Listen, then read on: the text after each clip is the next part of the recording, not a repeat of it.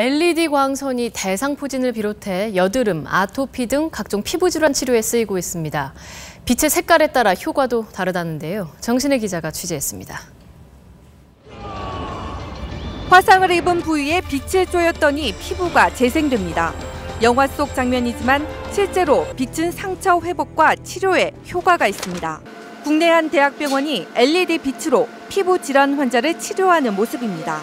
심한 통증과 염증을 동반하는 대상포진 환자 28명에게 약물 치료와 함께 LED 빛을 쬐게 했습니다.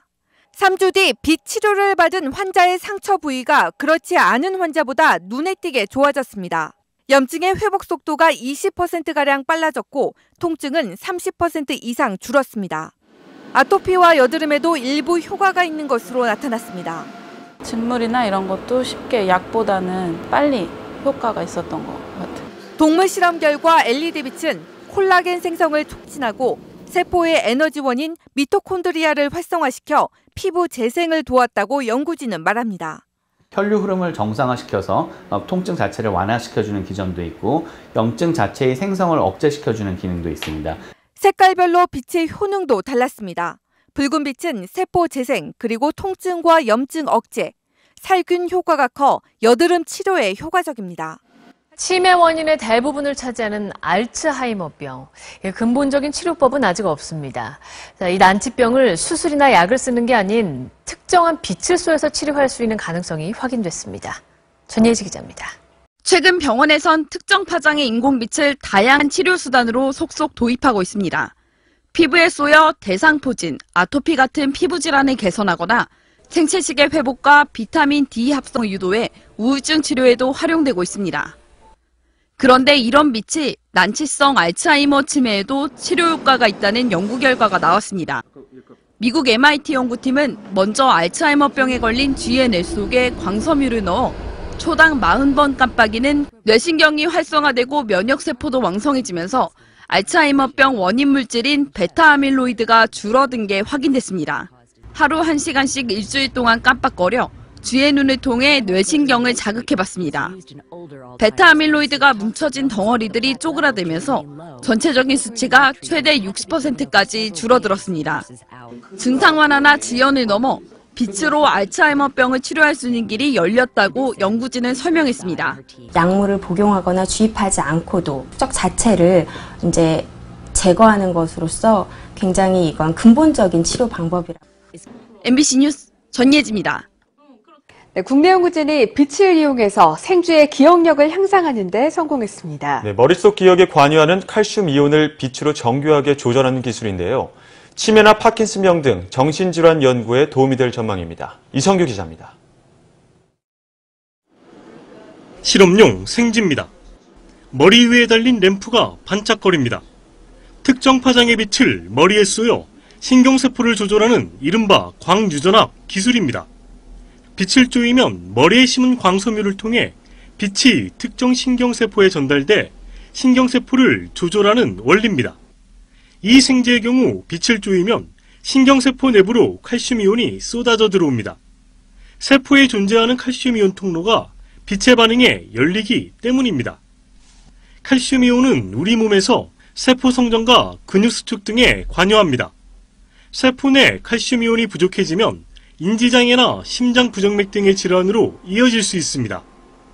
연구팀은 생쥐 실험에서 빛을 쪼여 칼슘이온의 유입을 늘린 결과 생쥐의 기억력이 2배 이상 향상된 것을 확인했다고 밝혔습니다. 이 쥐한테 전기 자극과 소리 자극을 같이 주어서 이 둘 간의 관계를 얼마나 잘 기억하는지를 검사를 했습니다. 저희가 칼슘을 증가시켜서 빛으로 자극한 경우에는 그 다음날 기억이 2배 정도 증가하는 것을 알 수 있었는데요.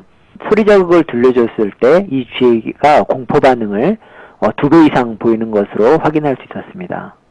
연구팀은 이번 연구가 칼슘이온의 이상으로 발생하는 치매나 파킨슨병 등 다양한 정신질환 치료에 도움이 될 것으로 기대했습니다.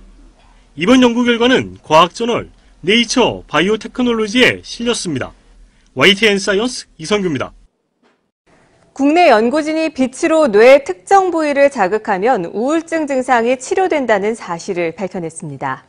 카이스트 김대수 교수팀은 스트레스에 대한 저항 능력을 높이는 데는 왼쪽 전전두엽의 활성화가 중요하며 광유전학적 방법을 이용해 이 부분을 자극하면 우울증 치료 효과를 얻을 수 있다고 밝혔습니다.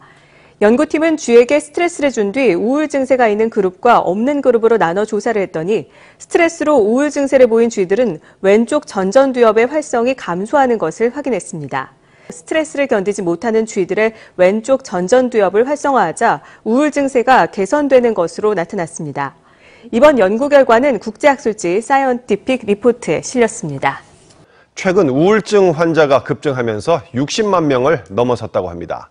국내 연구진이 뇌의 특정 부위에 빛을 쬐어 우울증을 치료할 수 있는 기술을 개발했습니다. 장석영 기자입니다.